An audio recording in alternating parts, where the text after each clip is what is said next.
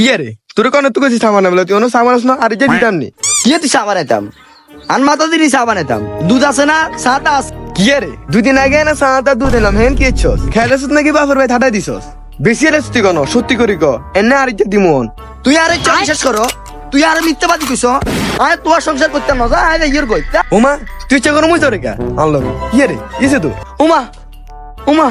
তুই আরে চা বিশ্বাস করো কা তুই আরে চা বিশ্বাস করো কা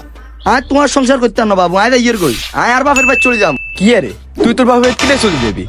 কে কোনো বেটার কথা কস